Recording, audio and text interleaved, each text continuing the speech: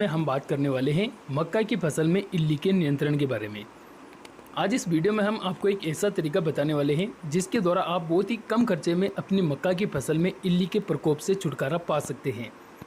जहां पर किसान भाई बहुत ही महंगी महंगी दवाइयों का उपयोग करने के बावजूद भी उन्हें मक्का की फसल में इल्ली पर इतनी रोकथाम का असर नहीं दिखाई देता है, वहीं अगर बहुत ही कम खर्चा किया जाए और उस कम खर्चे में भी हमारी फसल में इल्ली का नियंत्रण हो जाए तो यह किसान भाई के लिए एक बहुत ही बढ़िया बात साबित होगी, सोने पर सुहागे वाली बात साबित होगी। तो पूरी जानकारी के लिए वीडियो को अंत तक देखिए ताकि आपको इस जानकारी के बारे में जो सभी चीज़ें हैं वो समझ में आ जाए।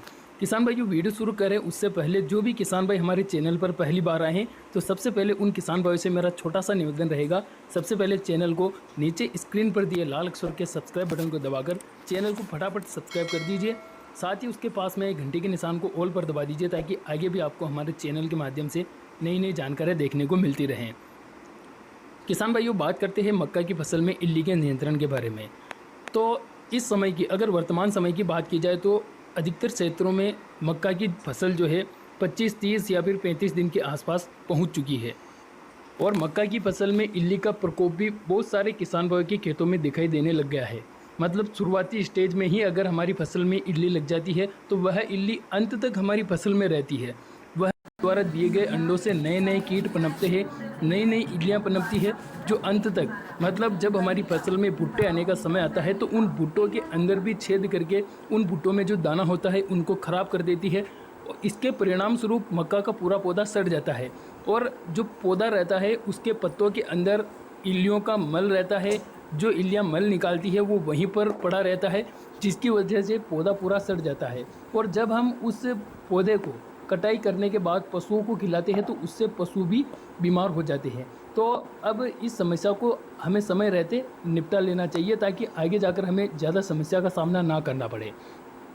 तो इसके लिए हमने एक बहुत ही कारगर उपाय निकाला है और यह जो उपाय हम आपको बताने वाले हैं इसका उपयोग हमने खुद हमारी मक्का की फसल में किया है और इसका रिजल्ट अच्छा मिला है, इसलिए हम आपको ये जानकारी बता रहे हैं। अब किसान भाइयों बिना देरी के उस तरीके के बारे में आपको बताते हैं।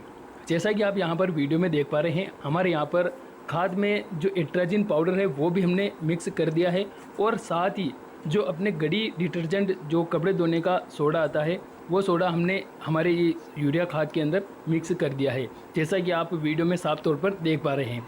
किसान भाइयों आपको भी मक्का में इल्ली का नियंत्रण करना है तो जब आप मक्का की फसल में यूरिया खाद डाल रहे हैं तो यूरिया खाद के अंदर आपको एक कट्टे में 1 से 2 जो 10 रुपये वाली डिटर्जेंट की थैली आती है, गड़ी डिटर्जेंट या फिर आप कोई सा भी डिटर्जेंट पाउडर यूज कर सकते हैं। 10 रुपये वाली आपको 2 थैली खरीद कर लाना है और 1 कट्टा यूरिया खाद के अंदर उसको मिक्स कर देना है। और आपको फिर जब भी आपको समय मिले आप उस खाद को अपनी मक्का की फसल में फेंक देवें, जिससे जिस खाद का दाने में डिटर्जेंट पाउडर मिला होगा वो दाना जब इल्ली के संपर्क में आएगा तो इल्ली के ऊपर कट होने लग जाएगा, मतलब इल्ली का पूरा शरीर कट जाएगा। और किसान भाइयों अगर आप यूरिया खाद का उपयोग नहीं कर रहे हैं, स्प्रे करना चाहते हैं तो आप एक टंकी में जो 10 रुपये वाली थैली आती है उसमें से आधी थैली आपको उसके अंदर डालना है और अपनी मक्का की फसल में स्प्रे कर देना है। किसान भाइयों इस तरीके का उपयोग पिछले साल बहुत सारे किसान भाइयों ने किया था और 100 में से लगभग 80% किसान भाइयों को इसका बहुत ही अच्छा रिजल्ट देखने को मिला था। तो किसान भाइयों आप एक बार इस तरीके को यूज कर सकते हैं और इस तरीके का कोई भी साइड इफ़ेक्ट नहीं है। जहाँ पर रासायनिक दवाइयाँ साइड इफ़ेक्ट बताती है वहाँ पर इसका कोई भी साइड इफ़ेक्ट देखने को नहीं मिलता है। आप 10 से 20 रुपये के खर्चे में बहुत ही कम खर्चे में अपनी मक्का की फसल में इल्ली का नियंत्रण कर सकते हैं।